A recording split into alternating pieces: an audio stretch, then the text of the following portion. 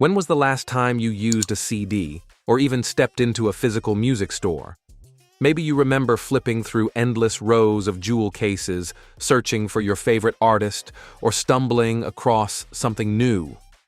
Opening the plastic wrap, sliding the shiny disc into your player, and hearing that crisp, perfect sound for the very first time was a ritual of its own.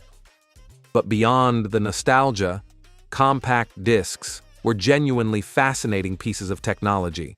A laser scanning pits and grooves on a spinning disc to read perfectly stored information. It was futuristic stuff for something invented in the 1970s. Of course, today, we've moved on. Flash storage, cloud services, and streaming have made those rainbow-colored discs nearly extinct. They've become the dinosaurs of consumer tech. Or have they? What if I told you that CDs might not be done yet? That researchers have actually revived the technology in a groundbreaking way, creating disks that can store over a petabyte of data. To put that into perspective, that's the equivalent of 200,000 DVDs on a single disc. So today, let's take a look at the fascinating history of compact discs, the incredible new research that could resurrect them, and whether or not these futuristic storage devices have any real chance of returning. The CD's journey began in the late 1970s. Dutch electronics giant Philips was experimenting with video discs, inspired by the emerging possibilities of lasers, tiny beams of light that could read data without physical contact. Early research dated all the way back to 1957, but it wasn't until the late 70s that lasers became practical. The video disc project ultimately flopped. The public simply wasn't ready. But Philips saw another opportunity, using the same laser reading technology for audio. At the time, vinyl and cassette tapes dominated music. Both had strengths, but also obvious drawbacks. Vinyl required bulky turntables and was prone to scratches and skipping. Cassettes were portable and re-recordable, but sound quality degraded quickly with repeated use. Philips envisioned a new type of disc, compact, portable, and capable of holding at least an hour of pristine digital sound. After years of research, they developed the audio long play system. The name compact disc was chosen to echo the success of the compact cassette. By 1979, Philips had working prototypes, but they faced one major hurdle. They didn't know how to digitally encode sound. That's when Sony entered the story. The Japanese company had been perfecting digital audio circuits for years, but lacked the physical disc know-how. Together, the two giants collaborated.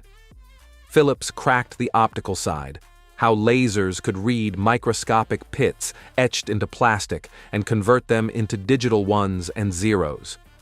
Sony solved the audio conversion and error correction, ensuring the sound was flawless. In 1980, the partnership formalized the Red Book, the standard that defined what a compact disc would be. By 1982, the first production CDs rolled off a factory line in Germany.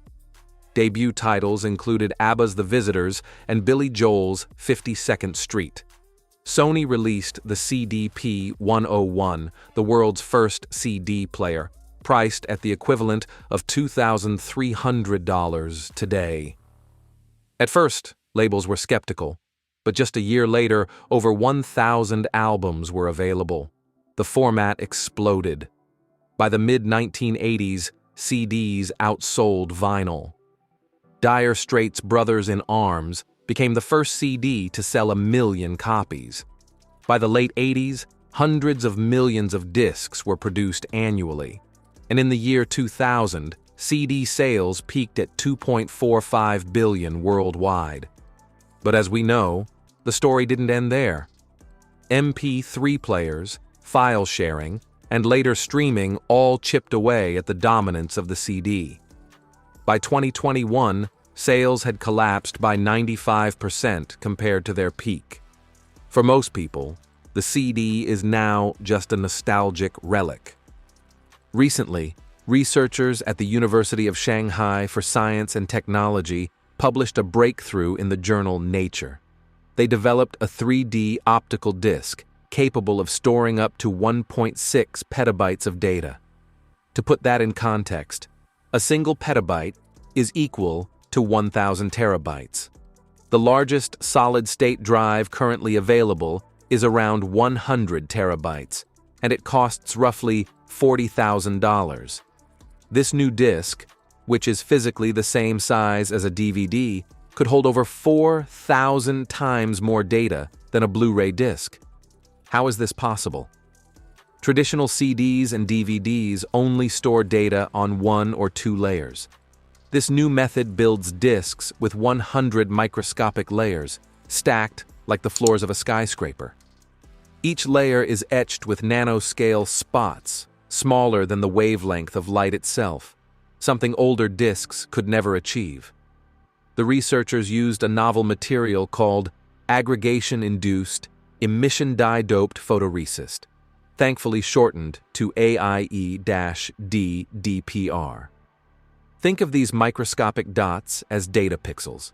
By combining green and red lasers to precisely write information, and blue and orange lasers to read it back, they can encode and retrieve data with extraordinary accuracy. The process is so precise, it operates at scales 1/10 the wavelength of visible light. Manufacturing is surprisingly efficient too. Each disc can be made in about 6 minutes, using methods similar to those used for DVDs. The immediate application is obvious: data centers.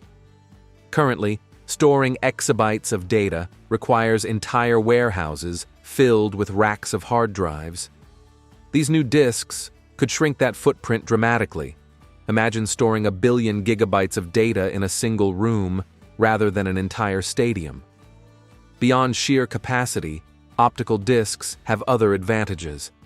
They're physically robust, immune to electromagnetic interference, and last longer than hard drives or flash storage. That makes them ideal for long-term archival purposes. Think libraries, governments, or research labs safeguarding critical records for centuries. Of course, there are drawbacks. Market adoption. Consumers have moved on. Streaming and cloud storage are simply too convenient. For everyday use, physical media feels like an unnecessary step backwards. Speed. The prototypes are painfully slow. Current writing speeds are only in the megabytes per second range, and energy consumption is extremely high, kilowatts per terabyte written. That's orders of magnitude less efficient than hard drives or flash. Cost.